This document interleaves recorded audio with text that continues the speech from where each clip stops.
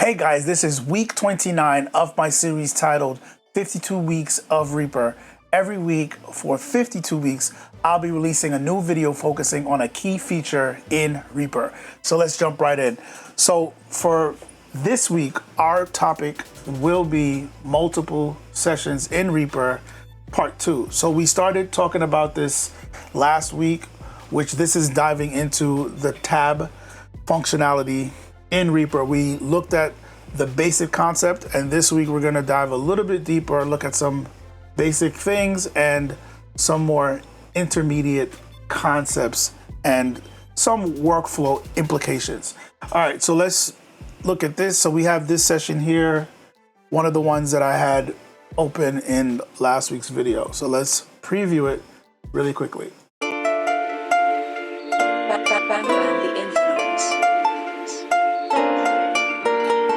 Okay, so what we did not touch on last week was how do we actually open multiple tabs. So right now we have one tab open here up top with just one project. So there are multiple ways to do this. So you can go to File and then come down to where it says New Project tab. There's also a keyboard shortcut here that says Control, Alt, and N. That's the way I usually do it. So let's do that, Control, Alt, N, and it automatically opens up a new tab right here. And this tab is blank. So now that we have that new tab open, we can browse to recent projects and we can now load a new project in that new tab. So let's launch this one. Wait for that to load. And now if you notice up here, we have two different projects with two different names loaded. So we have this one here. Let's close this. So we had this one open first. Stop that, and now we switch to this next tab. And you see how quickly everything switches, and it's ready to go. Another way I do it is I have a third-party launcher that I use that I've talked about in one of my previous videos. So I can open that launcher and I can highlight this right here. Say I want to open this project, I can highlight this and then come over to where it says Load in tab. And it's going to automatically create a new tab and begin loading that project. So now that it's done, I now have 3 tabs up here with 3 different projects.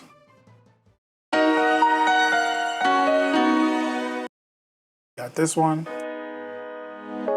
we got this one, and we have this one. So another way to do it is we can actually come to the File menu again, come to Recent Projects, and if you notice up here, it actually says, it's a little bit faded, but it says hold Shift to open in New Project tab. And then there's another part of the message that says hold Alt/Option to open with effects offline. That's a different thing. I've talked about that before, but we definitely want to pay attention to that first part that says hold Shift to open in a New Project tab. So whatever project you want to open, just hold Shift and then select it, and it'll do that same thing that my launcher just did, where it'll open a new tab and then it'll load that project that you selected from the recent project lists in a new tab. And you can just keep going. And as far as the projects are concerned with resources, your resources are only going to be used on the tab that is in focus. So if we're looking at this project right now, all your computer's resources, processing speed, RAM, all that good stuff is focused on this project until you switch over. There is a way to actually open one project and then open another tab and record from one to another. I'm not going to talk about that. You can look that up online. I don't think that's necessary, and you'll see why in a minute. But to each his own, the option is there, and you might find some reason why you need to do that, but you can actually have one tab open, have another tab open, and you can record from one tab to the other tab in real time. But I'm not going to go into the depths of that. So one of the things that you can do when you have projects open, which is kind of cool, I'm going to open, once again, a new project tab. So we have a new blank one. And I'm going to go to the first one over here. And I can easily copy things from this project, whether it be items or a whole complete track, over to this other project. So let's first set the tempo to be the same. So the tempo of this project is 135 BPM. I will remember that.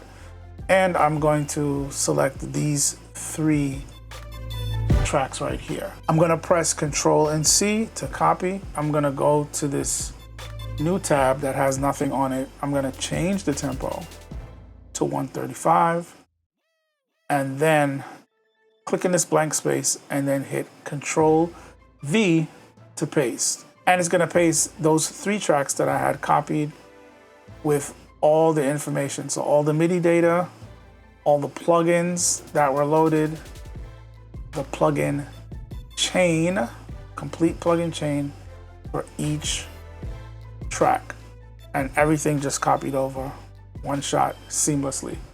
So if you ever need to move stuff over, it's real simple, real easy to move things between your different projects on multiple tabs. So of course, if you are working on projects, you can easily just open a new tab once again, just to start a totally new project, and you can start from scratch and start working on something totally new. Save it, do all your usual functionalities. But that's, you know, the basics of how Reaper handles you opening multiple projects and doing what you need to do within one, or copying stuff from one to the other.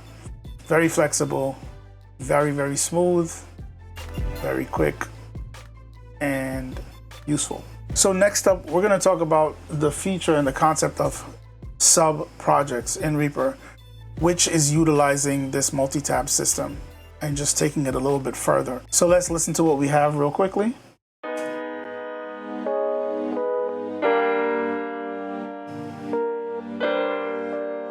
So here we have a piano,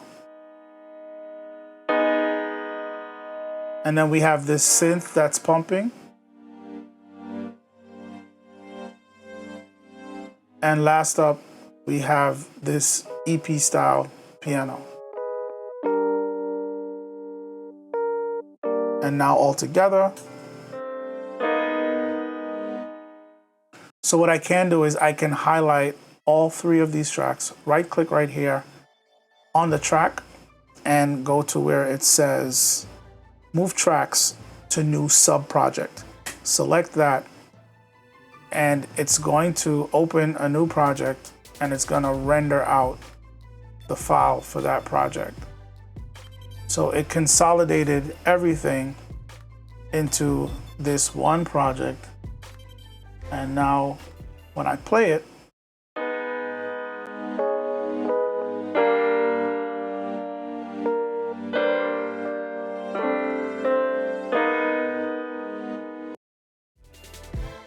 so if we open the sub project over here, we will still have everything the way it was in its original state, with the MIDI files, with each plugin chain on each channel. And I can close this sub project. This is still the main project that I did the initial consolidation on. If I want to go back to the multi-track with all the MIDI information, I can just double click on that file and it will relaunch the sub project with all the MIDI information. And you see up here, sub project, all the MIDI and all the live MIDI instruments with their plugins. all the plugin chains are intact. So with the sub project open, if I make any changes at all, once I hit save, it's gonna automatically re-render this file and update, reflecting the new changes that was made in the sub project. So that opens up different possibilities with workflow and different techniques that you can utilize with this functionality. So I sometimes use this as a mastering workflow. And I know there are certain DAWs that I've used in the past that had a similar type of feature where you can have the project and then you would send the whole thing out as a sub project, start working on the master. And then if you're working on your master, this would be the master project where you're adding your master plugins, maybe on the master bus, but you're dealing with this 2-track audio file of everything. And after setting up your master chain, if you feel, you know what, I need a little bit more volume on the kick and the snare, and I need to roll off something on the bass or something like that, you can then go back to the multi-track version, make those edits, and once you hit save, it's gonna automatically update this file, and then you can continue with your mastering. All right, guys, that's pretty much it for the video. Multiple sessions in Reaper. I love the way how it handles that. So we can easily copy things from one session to another easily, whether it be just the media items or if you're trying to copy a whole track. And also the feature of being able to load sub projects. That opens up a bunch of possibilities. I've seen people use it with sound effects, sound design techniques, how they're stacking the effects and how they're processing between multiple tabs. And also, like I just showed, you can use that for a mix down mastering workflow where they have that symbiotic relationship and you can easily make adjustments in the mix down, hit save, and Reaper will automatically update and render out the 2-track, and you can switch back over to the master tab and continue mastering. So very flexible, and once again, very amazing implementation by the team over there with Reaper. So that's pretty much it for the video, guys. Thanks for watching, and as always, you'll see me in the next video.